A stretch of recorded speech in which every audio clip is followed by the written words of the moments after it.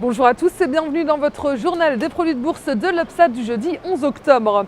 La tendance est à nouveau baissière à Paris avec un CAC 40 à moins 0,5% à 3365 points. L'indice parisien est en berne pour la troisième séance d'affilée avec en toile de fond les craintes sur l'économie qui pèsent toujours sur les marchés. La morosité ambiante est alimentée par des indicateurs macroéconomiques peu brillants. L'Allemagne est rattrapée par le ralentissement mondial.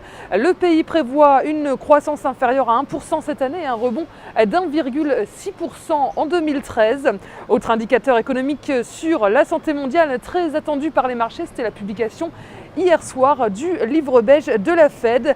Et puis, outre-Atlantique, le coup d'envoi de la saison des résultats trimestriels mardi soir n'a fait qu'alimenter les craintes des investisseurs et confirme l'impact du contexte actuel sur les entreprises. Sur l'ensemble des valeurs du CAC, EADS progresse de 5,29%.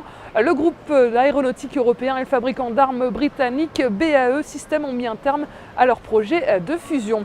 Safran reprend des couleurs après 2 séances de baisse d'affilée. L'équipementier gagne 3,23%, plus 2,48% pour PPR. Le conseil d'administration a validé la scission de la Fnac qui sera mise en bourse dès 2013 et qui permettra au groupe de luxe de se centrer sur le luxe et la mode sportive. Wall Street reste sur la défensive, les marchés terminent à nouveau dans le rouge, moins 0,93% pour le Dow Jones et moins 0,42% pour le Nasdaq. Les investisseurs sont restés très prudents après les premiers résultats trimestriels. C'est Alcoa, comme d'habitude, qui a ouvert le bal de ses publications. Le spécialiste de l'aluminium enregistre une perte nette et revoit par ailleurs à la baisse ses estimations de croissance de la demande d'aluminium mondiale à cause du ralentissement chinois.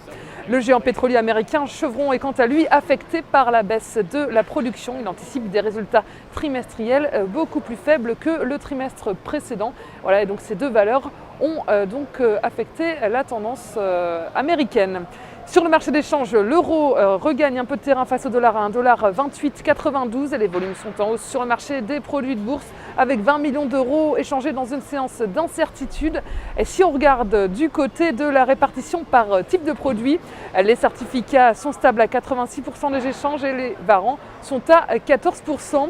Concernant les transactions, les certificats représentent 71% des échanges et les varants 29%. Et du côté de la répartition par sous-jacent, les indices sont stables avec 54% du marché, les actions sont en hausse à 45%.